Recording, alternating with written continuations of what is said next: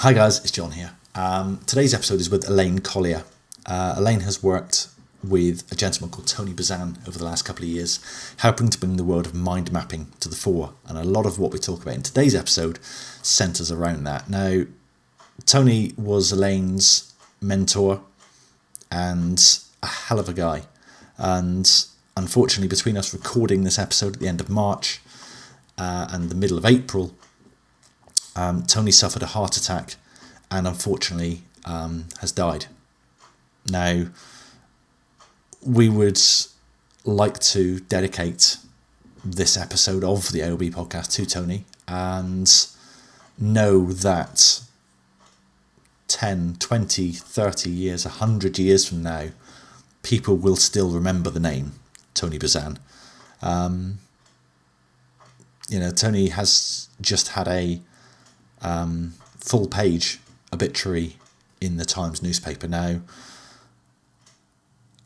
you've got to achieve something in your life to have that kind of recognition, and that there were literally hundreds and hundreds and hundreds of messages that I've seen from people who've been touched by his life and who've been positively affected by Tony. And Elaine is just one of those people who I'm sure would agree is she would not be where she is today without Tony's work and without the skill of mind mapping. So I don't want this to be a downbeat, somber episode. As I said, we recorded this before Tony's accident. We put it out there again as a celebration of Tony's life and of mind mapping, which is the gift that Tony has left to the world. And I would implore every single person listening here to fast forward to a month, 2 months after you've shuffled off this mortal coil. What will people remember you for? And people will remember the name Tony Buzan. So on that note, I hope you enjoyed today's episode. And yeah, here we go. Without any further ado, today's episode with Elaine Colliar. Thank you. Hey everybody, it's John Lamilton here alongside my good friend and business partner, Mr. Jason Brockman. We are here for another episode of the Ambitious Lifestyle Business Podcast, where as always, it is our job to help you get more customers and make more money without just working harder. So without further ado, let's dive straight into this month's episode. Hey everybody, welcome back to another episode of the ALB podcast. Now, I guess today I'm not going to do an introduction because normally I do, I read from a biography or, I get the person to send over a little bit of a profile to let me know what I need to say about them, to big them up and to introduce them to the world. But today's guest is one of our 1%ers.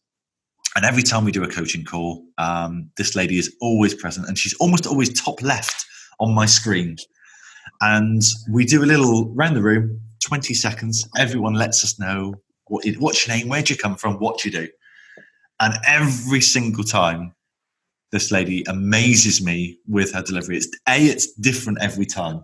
I hear something completely different, so I'm really looking forward to what we're going to come up with in a minute. But she's very, very good at delivering that elevator pitch and letting you know in very, very engaging style what she does. So with absolutely no pressure whatsoever, please welcome today's guest, Elaine Colliar. Elaine, tell us all about yourself. I will get my own back on you. Remember, it was John. Yeah. So my name's Elaine Colliar, as you can hear, Scottish lady. I'm Scotland's first international grandmaster of mind mapping, which means that I won the World Mind Mapping Competition 5 consecutive years.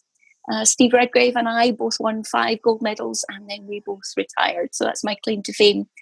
I'm also the chief arbiter for the World Memory Competition, the World Speed Reading Competition and the World Mind Mapping Competition now. And I work with Tony Buzan, who's the originator of a technique called mind mapping that I've used for about 30 years that has, and this is not hyperbole, has completely and utterly changed the way I've been able to live my life, because it's a tool that I've been able to use in each and every industry that I've moved into.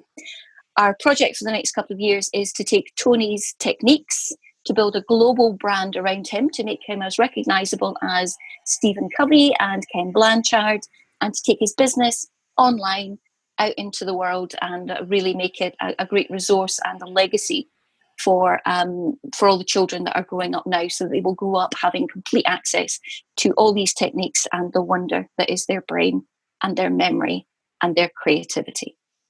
I told you she was good. Very good. Very good. I think longer than 20 seconds, but very good. I think one of the first ones we had was I colour in for a living. And that's one of my favourites to this day. I paid some colouring pictures. I've actually done that on a long-haul flight. I think I was going to Bangkok, and I always travel with a travel diary. I have a little notepad that I travel with me, and it's always got blank paper, and I always travel with coloured pens. And it always goes in my hand luggage because I like to make notes when I'm travelling. It's a great time for me to write. I seem to get most of my great creative ideas at 30,000 feet. And I was doing a mind map 3 o'clock in the morning. It's about 8 o'clock our time, but it was about 3 o'clock in the morning where I was heading to. And the guy next to me started asking, what is it you do? And I colour in for a living, yada, yada, yada. Had an hour's conversation. He drifted off to sleep. Got off the plane to find that he'd put his business card into my notepad. And he was the head of education for Thailand. So, sometimes I should be more aware of who's in the audience. But in the end, we ended up doing lots of great work. I spent 6 weeks in Bali, and it was a great referral. But he was just fascinated at somebody who could colour in on sheets of paper and get all this information into tiny space. So it's great fun. Can you just explain quickly to the listeners what a mind map is, for those who may have heard the term or may not have heard the term? Think, actually, what are we talking about here? Yeah, a mind map is a way of making and taking notes that works with how the brain likes to learn and to remember and to recall. So it's quite pictorial, it's quite graphical, it uses colour, it uses rhythm, uses connections, and it's a great way of taking a global view, a huge big chunk of information, and distilling it down onto one sheet of paper. Normally that sheet of paper is A3, sometimes it's A4, but an entire book's worth of content can be distilled down onto one sheet of paper, which means it's very easy to share, it's very easy to remember, and it's very easy to communicate to other people. So it's kind of a supercharged way of sharing information within our business, and a great way of accessing the more creative side of your brain and of your thinking, which is the difference now between running a business like everybody else runs a business, or being one of those 1% that does things just a little bit smarter, a little bit quicker, a little bit more creative. It's great if you can cook bread, even better if you can come up with a machine that slices the bread. So it's about taking things that one step better. I like that. Yeah, it's just thinking about, you said about being able to distill the contents of, say, a book that you've read into a mind map. It's one of the newest routines that I've developed and put into place for myself, is to do a full debrief for every book I read. So my current process is, for example, I'm reading a physical book. So I do tend to listen to a lot on Audible. But if I'm reading a physical book, I will sit there with a highlighter pen, and as I'm reading, I will highlight individual snippets, passages, that what jumps out at me that I want to remember and take away from this. When I've immediately finished the book, I will then go back to page 1, and I will go through and I will just read the highlighted sections, and then I will debrief. And that's where the pad of paper comes out, and that's where I want to know, actually, what do I want to remember? What do I need to implement? What from what I've just read can I actually integrate and implement into my business, into my life, into my habits and routines right now? Because if I'm going to invest 10 quid and 7 hours in reading a book, I want there to be a return on investment from that, other than, well, that was a nice book, wasn't it? And I think that's a very, very good habit to get into, of not just finishing a book and say, right, I'm going to start the next one. And do you know what? I've read 20 books last year. Can't remember a single thing out of any of them. Tick the box, though. I read them. But I did read the books, exactly. So is there any advice you would have for people who are already reading lots, but actually want to read more effectively and certainly recall what they've read more effectively? Well, the first thing to point out is that marketing now is kind of heading towards the people being world champions in their own specific niches. Right? It's far better to have 1,000 people in your network that hang off your every word and buy absolutely everything you create. Right? So you need to be, first of all, you need to know what your niche is, but then you need to be the most well-read person in that niche. You need to really understand it inside out. And they used to say that in order to be a world leader in any particular field, you needed to read the top 100 books. Reading is fine, but if you're not going to remember the information in them, that could be a challenge. Now, it's not quite as big a challenge as you might think, because business books, particularly business books that are written these days, I mean, I've said this before in other calls, a lot of what is put forward in a business book is stuff that you already know and understand or have read in other business books. And people are wanting for you to get hold of their golden nugget, right? The one thing they've done that makes a difference, a breakthrough in their business, the one different way of looking at something that might just catapult you from being an okay business to a stratospheric business. So the more business books you read, because the more you understand about your core niche, the more commonality there is between all these books, and you're looking to go and harvest the golden nuggets, which means that the content that you're pulling from each progressive book becomes less and less and less, because your level of understanding of your particular niche is going higher and higher and higher. It's much easier to remember something new when you've got a great understanding of the area that you're covering from the go-get. I find that with my son, who's studying physics. Right. It's much easier for him to understand quantum physics because he understands the stuff that's gone before. Yeah. You couldn't just dive in and do third-year quantum physics. You need that grounding. And it's the same with business. And I didn't elect to go and study an MBA. I was actually asked to go and write an MBA, but I didn't go and do that. But I do the equivalent of my own MBA every year, because like you, I try and read at least one book a week. My target is always to read 100 books every year. Sometimes get there. Most years I don't, because I'm a single mom and there's other things that need to happen. But what I do is while I'm reading the book, I'm aware that what I'm looking for is the golden nuggets for a start. And I always mind map the book so that I do. I've got an overview. I've got a folder that's just book extracts. It's just the stuff from each business book that I read. So I start to read them, and I'm aware that my mind map has to start with the central image. So I'm looking at what is the golden nugget in this particular book, the one most important thing that the author wants to communicate from me, and how can I make that into an image that I can use as the center for my mind map? Because I want to be able to remember what those golden nuggets are. And everything you remember because you make a picture in your head. So I need to start off with a very clear image as the center of my mind map.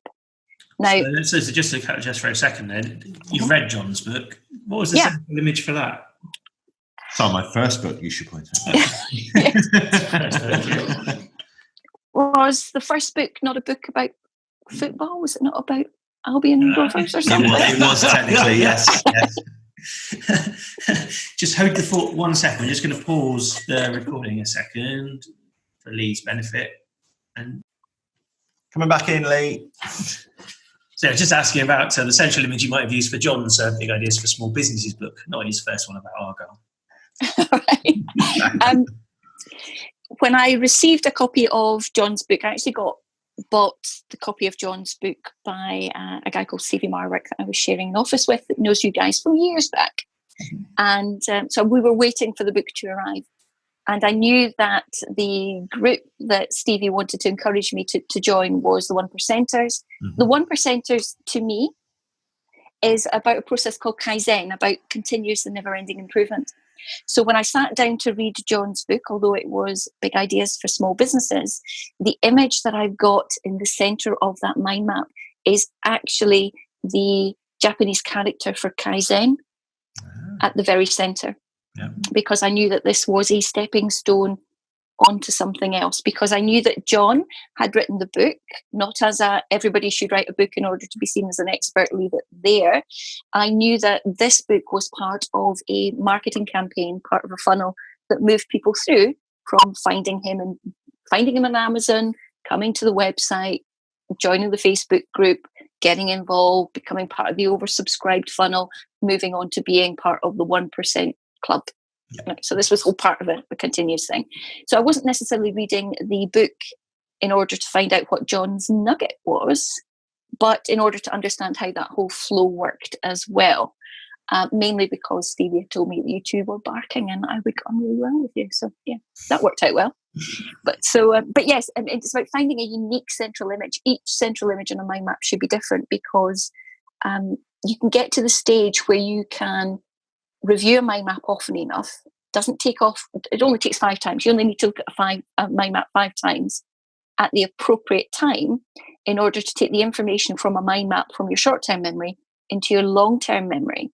Now, that means that by only looking at a mind map 5 times at the appropriate time, you can have complete recall of that entire mind map. You can literally see it projected up in your mind's eye, which is why I'm able to stand up in front of groups of people, train for 2 days, or, do after dinner talks, or learn poetry, or learn scripts and everything like that, because the mind mapping and the memory stuff is so tied closely together.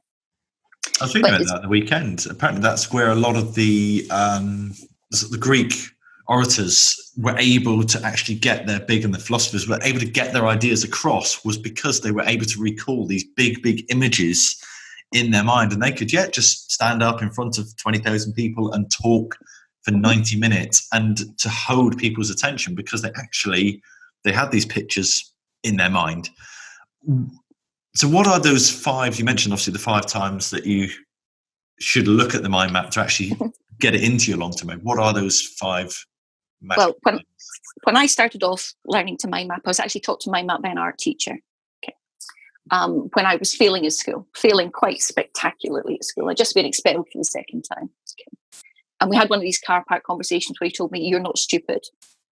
I'm going to teach you how to do this arty thing that's called a mind map." And I went from being the kid who wasn't supposed to sit any exams. 6 weeks later, I was top of the year. And 6 weeks later, I found myself in the rector's office being accused of cheating, because that couldn't possibly happen. And on the face of being expelled again for the 3rd time. Still never learned to hold my tongue. But I did learn the technique of mind mapping. But over the years, we've learned more about the neuroscience, about how the brain likes to learn and the brain likes to remember. And I'm pretty geeky. So I've been involved in a lot of that research. When Tony started off doing this, I was one of the next generation down from Tony. I was one of the first people coming through who'd used mind maps who got pregnant, for instance. So, was it straight over to Cambridge, wired up? Let's have a look and see whether baby brain is a real thing, whether your memory is degraded when you're pregnant. And the answer to that is no, it's not. But so baby brain doesn't exist. Baby brain doesn't exist, but the sleep deprivation after baby is here. It's a real thing.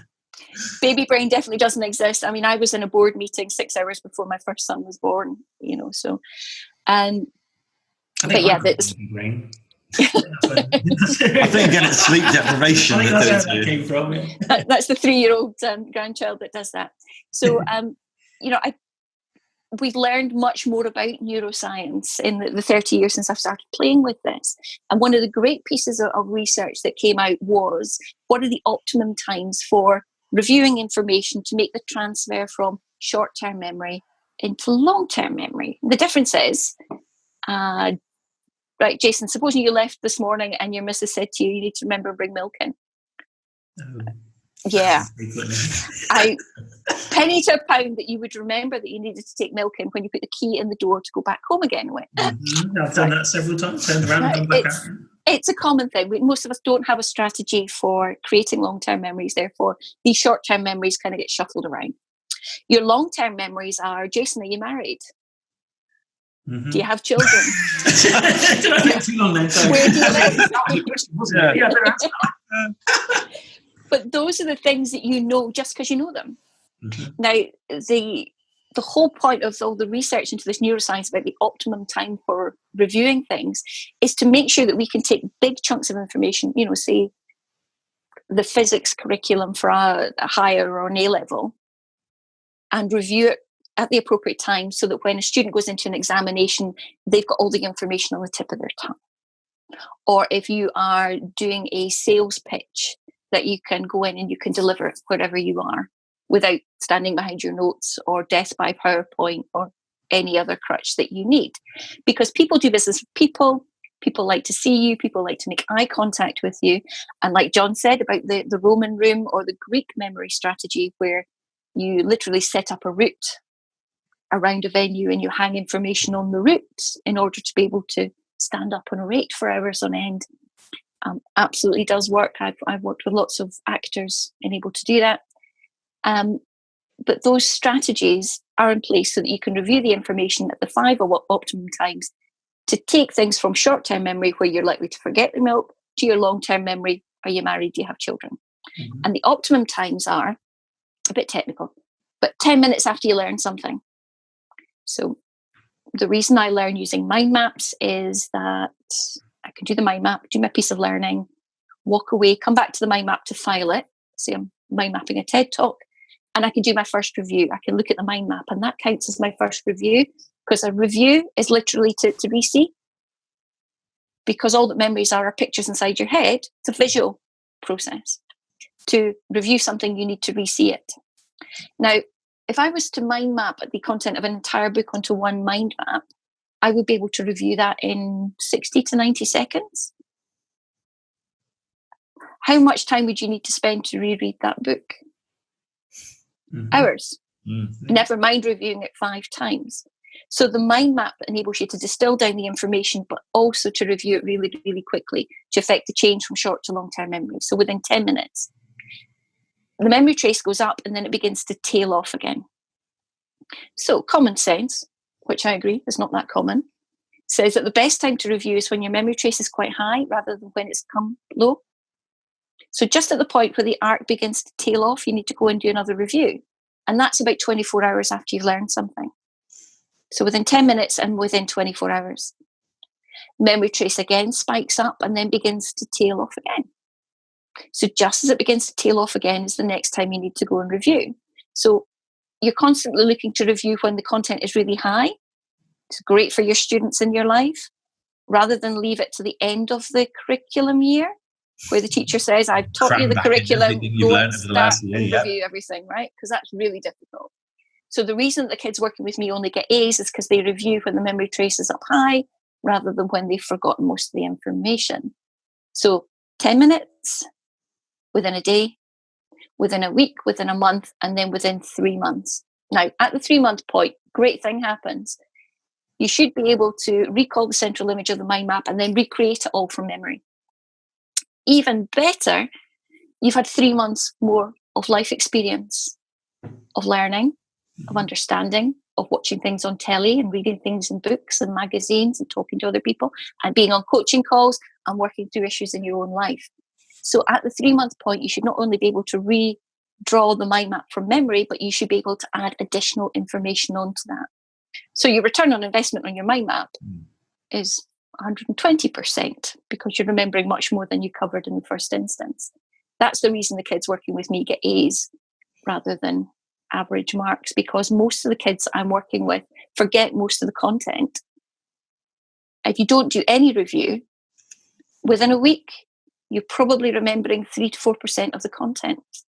Mm-hmm. Now, put that in front of anybody who provides training for any organization and they're horrified because they are losing 96% of the money that they're spending on training because nobody's reviewing the training. If nobody's reviewing the training, nobody's remembering the training.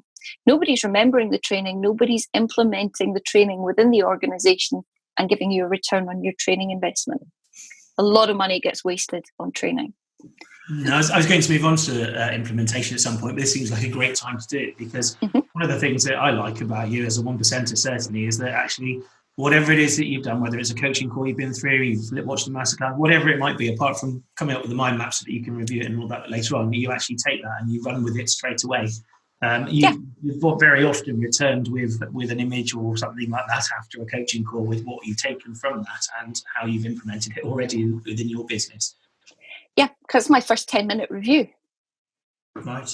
That is a deliberate strategy that I not only build in time to attend the coaching calls, those go into my diary, those become fairly immovable object. There's very few things that would be more important than that in my working week. Most of that would be the children thing, right? There are certain things that would have to happen. But most of the time I build my week around, I know that I've got this and it's an immovable object and I'm Scottish, I'm tight. I've spent the money on this coaching. I'm going to make sure I turn up and I get the best value from it. Knowing that I want to get the best value from my training that I'm investing in and the time that I'm spending with you, because it's usually about 90 minutes, is that I want to make my notes. I want to make them on a mind map because I want to be able to review them.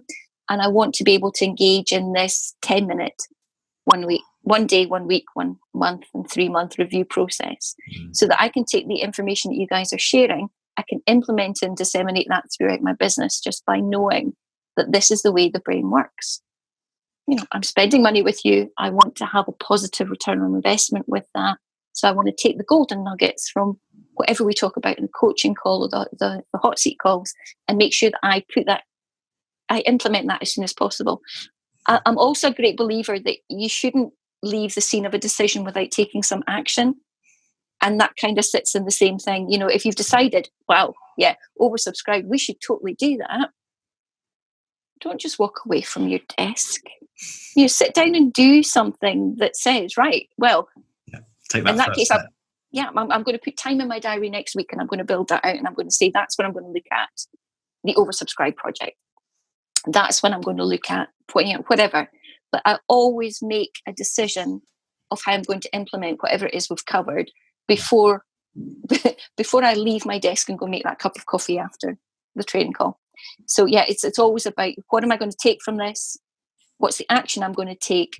Schedule the action so that even if I do get pulled away into the busyness of the rest of my day, I can cycle back because it'll pop up in my diary that said, hey, remember that cool stuff that we talked about with X, Y, and Z? Now you've got time in your diary to go and start implementing it. And fabulously, you've done it again. You've now linked me to oversubscribe because one of the things that you kind of took and you've run with is oversubscribed as using the model within your business. And you've achieved some great success using that. So I was going to wonder if we could just talk a few minutes about how you came to the conclusion that oversubscribe was what was going to work for you, how you went about planning that, and then how the results will be at the end of that. That would be great. Well, the business tale that we inherited was one of deep discounting. Mm-hmm. People understood that if they wanted to come and be trained as a Tony Buzan licensed instructor, then they didn't need to sign up right away because the company that was involved before would come back again and again and again, offering deeper and deeper and deeper discounts. Mm-hmm. So people understood that, so people didn't buy at full book price. My gut feeling, because it was only a gut feeling at that point, I didn't have any numerical evidence to back it up. My gut feeling at that point was that they were devaluing the brand of Tony Buzan and mind mapping. And instead it should be marketed as a premium brand. It should be not, we'll offer you 60% discount to come on this. Desperation, isn't it? So keep offering discounts because actually, if I wait another bit, it'll be, be cheaper and cheaper and cheaper. It's kind of actually, it's always on sale. There's always going to be this, and actually, I can wait because when I want to buy it, it'll be reasonably priced, or it'll be cheaper price. Where actually, it might go down and down and down because they need me there. They need me on this course. Now it's only 10% what it was before. That's right. And you can't. Not only can you not run a business, you can't build a business or build a brand on deep discount because somebody will come along and offer a deeper discount. Mm-hmm. So we called a halt to that. And I knew that I didn't have the time to spend all day, every day involved in sales because I was involved in building out the rest of the business and managing lots of other projects. So the marketing program that we decided to adopt was the oversubscribed model, where we would bring people into a list, we would make great friends with them, we would have the chat and the conversation through various social media sources up until a date where we would open the sales program and we would shut the sales program fairly soon after it. We always had a limited amount of people. We committed to only training 100 Tony Buzan licensed instructors in the year to come, because we knew that where we were with systems, we could only personally support 100 Tony Buzan licensed instructors. We wanted to do that for a year before we would scale up. So there was a limit of how many people that were going to be trained personally by Tony, only 100 places, no more, short time window where we would bring people on board, which meant that my sales activity was going to be kind of crashed down into a 20-day program rather than spread out over the entire year.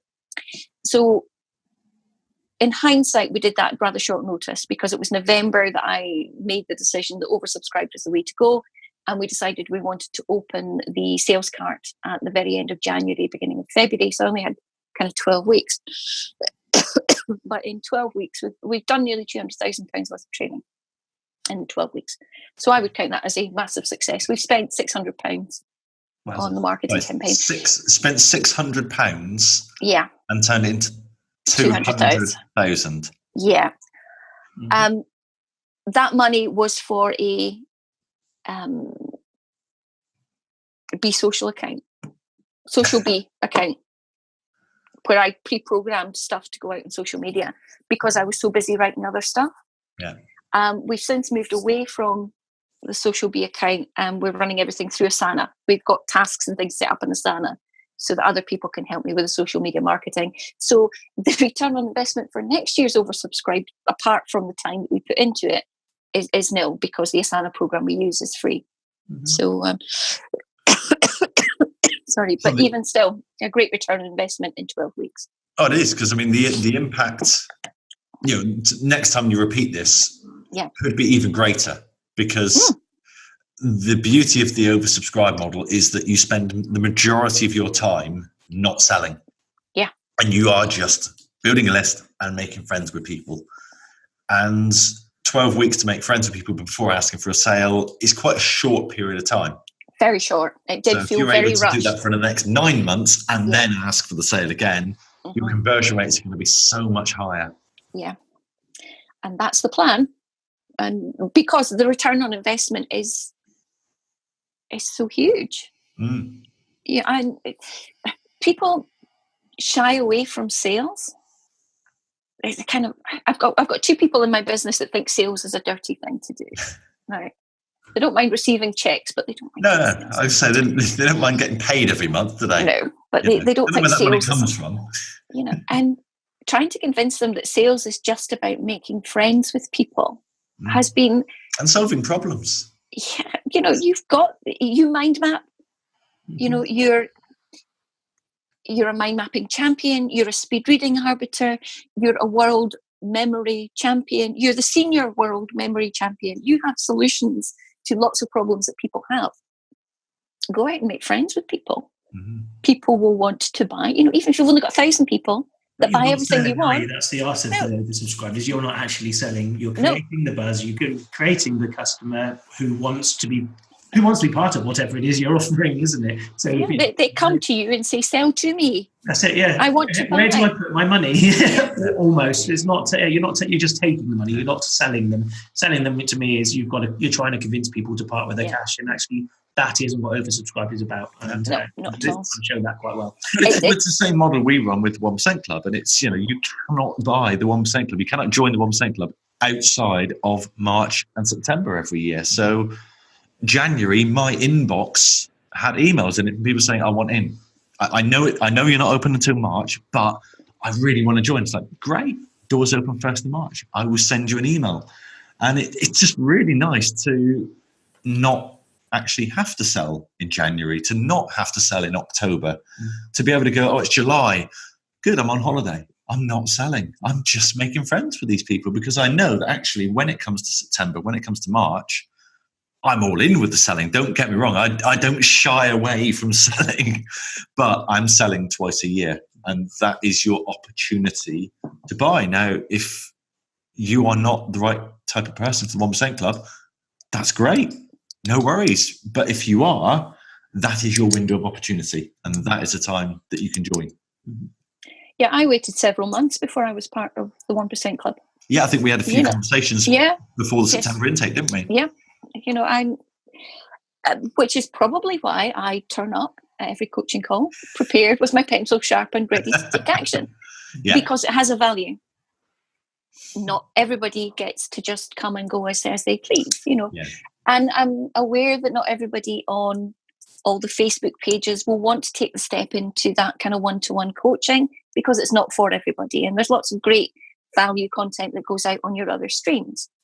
I'm also aware of, and this is nothing against anybody who's in the 1% club, but Pareto's principle also applies within the people who are part of the 1% club. There will be people who will take a long time before they'll take action, and there will be 20% of the people who will dive in and take action immediately. Yeah. But as long as at some point you do take action, then it's a very, very worthwhile investment. My attitude is, I waited months to get in there. I'm paying my money. I'm turning up. I'm making this a priority. And I'm making sure that the blinding obvious bits that you put in front of me that I haven't considered because I'm so busy in my own business, I take out and I implement as quickly as possible, because that gives me my most effective return on my investment of my time and my money that I spend with you guys every month.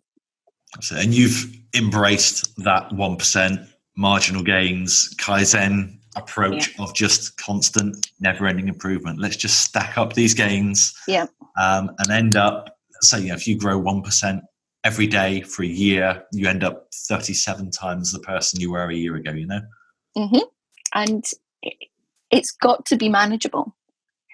Yes. Because it's very, very, very easy, particularly if you're in a high-growth startup, to get sucked off into the details, to get sucked off into dealing with whoever is screaming loudest in your organization, or whatever is screaming loudest in your life. If it's just you, it's easy to get dragged off to deal with that rather than, I should be dealing with this. So being able to always bear that in mind and looking for the incremental growth of these small bits that you can tweak and you can implement. And most of the strategies don't take hours and hours and hours to pull through a business. You make a decision, and a couple of hours we'll see everything set up and ready to go. And you'll have the process for, here's how we write the systems, here's how we hand on the systems, because my business growth is all about me finding out what works, documenting it, and handing on to other people who can then replicate it as well, because that's where we get the exponential growth. But in order for me to do that, I need to commit to each day being 1% better, 1% more efficient, more creative. And coaching is part of that. It's not a passive program. It's not, absolutely. It is an interactive program. And, yes, we can, you can jump on our coaching calls or watch the masterclasses. You can be part of the Facebook group, and you can just digest everything that we broadcast out to you. But if you don't actually do the work, you're wasting your Nothing's going to happen. You really are.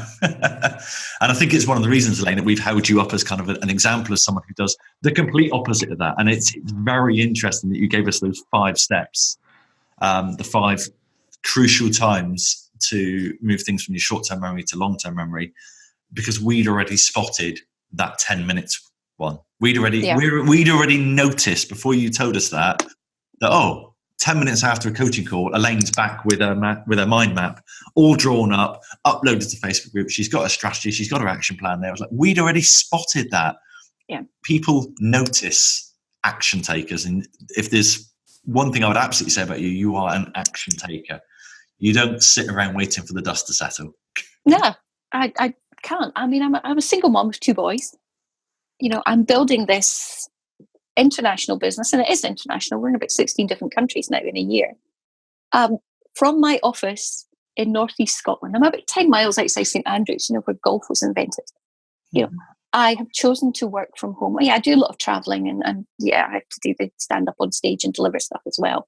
But the majority of the business happens 12 and a half steps from my kettle. Right. So not quite as close as you are over your shoulder, but I'm working from home because that suits me. This is the business that fits into my lifestyle. Because I'm the one driving it forward, I've been able to craft that. But I was only able to craft that because people recognize that I take action. Yeah. I'm not sitting at home in my home office twiddling my thumbs thinking, what next? I'm the one that at 8:30 every morning, there's an email that goes out going, here are the tasks for today. Here are the things that have been promised. I will be here. I will be there. here's what I need from you guys. So I'm always the one that's dragging it all forward and getting it all delivered. So that's the stage manager in me. When I was a stage manager, there were immovable deadlines. You know, your opening night was going to be on this night at 7:00. It all needed to be done. You know, if it didn't, you never worked again, frankly. If it didn't, you were only on your reputation. And I've got a good work ethic, but more importantly, I've got better strategies now that I'm older, now that I understand how I work best, how my brain works best, how businesses work best, and how every business is different and it's a pick and mix. You know, you pick the things that you need in order to grow this business. The things that worked in my previous job, the political job that I had, are not the tools that I'm using in order to build this training organization. Some things are common. We do a lot of working remotely. You know, we don't have a central office. We've got people that work all over the place, and we use technology to communicate. But a lot of it is very, very different tools or techniques or little golden nuggets that I found in the reading that I do, or the mind maps of the TED Talks, or the YouTube presentations, or the seminars that I get invited to come along and mind map, or the conferences that I go to, because you can get learning from everything. I just make sure that I record that learning and I review that learning so that I can implement that stuff in this business or the next business that I go on to be involved with. And who knows what that will be, because we've got an end date for this business. We are building something with an end date. So we know exactly what we need to do in order to get there. That's true personal development, isn't it? You are developing yourself, yeah, regardless of whether those skills are useful for the current career or the current business opportunity. You are developing yourself. Yeah. And it in a way, it kind of makes you unemployable. Oh, we're all unemployable. Because I wouldn't employ me. I would be a nightmare. I mean, if you were put me in a situation where I had to sit and take direction from someone else who wanted to keep me in my own little silo and not let me see the big picture, we would end up in a car park fight fairly soon. Yeah, it's just not the way I work, and it's not the way that people ask me to work now. They will bring me in to work these short term, these 2-3 year projects, knowing that I will look, I will listen, and then we will implement, and we'll implement fast. I got involved with you guys because sales I can do. Get somebody on a phone, get somebody on Zoom, and I can sell. Right, I am good at that. Bearing in mind, I'm 50 this year, so you know I was brought up when you did all the sales on telephone, so I had lots of practice. But now we've got better, more efficient ways of reaching out and making friends with people. And I knew that I was missing some gaps in my knowledge, which is why Stevie says go and work with these guys, because you don't need you are learning this as an absolute new beginner because you've built businesses in the past. There's just a different platform now. And what the 1% guys enable me to do is to take what we're doing in real life and create this online experience for people as well. So it's about adding another layer on and joining up the dots with the, you know, what the heck is SEO? You know, SEO, yes, like SEO, you know, somebody's asking me to spend a fortune with their business and all they're going to be doing is Google AdWords. Is that a good spend or not? It's not. But at least I've got the understanding now, you know, so because I can see the big picture of the entire business that we're building, and you guys feed a proportion of that in, not everything that I need in order to build this business, but the online chunk makes sense. Yeah. So why would you not do the work? I'm a continual learner. It is about lifelong learning. The next book may have that golden nugget that goes, I know exactly what I need to do. The next coaching call, or not even coaching calls, funnily enough, the hot seat calls that we do, where everybody talks around the challenges that they're having and everybody chips in. Very often you walk away with one of those going, you know, a better way to do that in my business would be, but implement it. I've been part of those hot seats so many times, and the amount of times you get more nuggets from somebody else's hot seat than you would from your own, because you go into it with your own, I've got this problem, I've got this issue. You really know the answer to that issue, But actually, just want it reaffirming by everybody else in the room, really. And hearing someone else's issue, like, oh, hang on a minute, I've got that issue that I didn't realise I had. Mm-hmm. Right. I can now put out a fire that I didn't even know was going on. Yeah. And every minute that you save every week is a minute that you can use on business development rather than firefighting.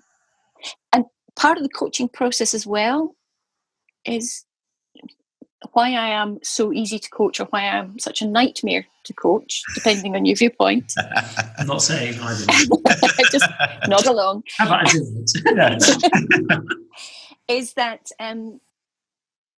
particularly if you work from home, and I work from home, although I work online with a lot of people, I'm here on my own, is you can get rather boxed into your own little, this is reality because this is what I see. And being able to the coaching enables you to pull that apart and to become more plastic in your thinking, much more flexible, much more, you don't have all the answers. Somebody out there has already cracked this. And the coaching, particularly the hot seat calls, enable people to share what they found has worked. Yeah. And very often, will absolutely blast apart your assumptions. Because if you do what you always do, you get what you always get. Yeah. But if you've always thought, then your business is going to be dead in a couple of years. This is all about looking at every day your business with innovative eyes, with enough, being humble enough to realize you don't have all the answers and that maybe somebody else has got something that works much more effectively. Because really it's not about you, it's about business. The business is this other entity that's in the room, and it's about doing what's best for the business, not necessarily for what you think. Now, you may have great gut instincts and you may be great at negotiating deals or doing sales, but unless that integrates in with the whole business organization or organism that you're building, doesn't really get the business where you need to be. And it's about getting everybody in the business across that finish line at the same time, having completed everything. So, the mind maps help me do that. The memory systems that I have that enable me to recall vast chunks of information because I recall and I review at the appropriate times. And that's, within 10 minutes, within a day, within a week, within a month, and at 3 months point, when you've got the entirety of an entire book, an entire course, an entire curriculum, just on the tip of your tongue. Makes a difference, makes a huge difference when you're out negotiating with other people and other business people, because you are seen to be, that niche person, that key person of influence. Because if you need to know, go and ask Elaine. No idea, Elaine will know, and we get those all the time. Just go and ask Elaine. You've just got us over the finish line, which is superb. But before we do quite cross that line, if they do want to find the key person of influence, which is you, Elaine, in this instance, how are they going to be able to find you? Building a new website out at the moment, because one of the things that we looked at beyond the Tony Buzan business was we needed to do some succession planning. We needed to have a secondary brand that would carry on. So if you look on Twitter at Mind Maps Expert, or on, we're building out a new website called Mind Mapping Expert, then you'll be able to find out. That's a site where it's more about the applications of mind mapping. Right. So Tony is the guru. Mm-hmm. He's behind the lectern. He's the originator. Okay.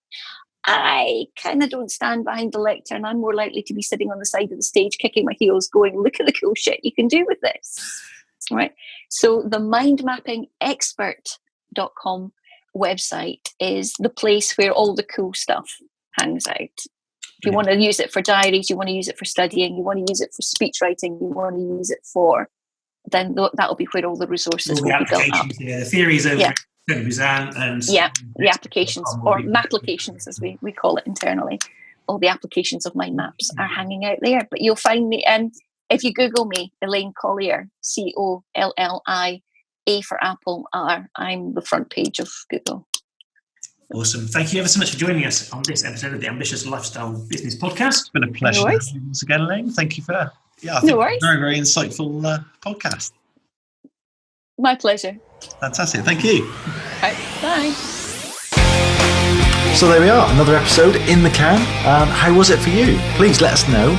However you listen to these podcasts, please leave a review on that platform. Let us know what we can do better, what you like, what you don't like, and how we can improve to make this show even better for you. We'll see you next time.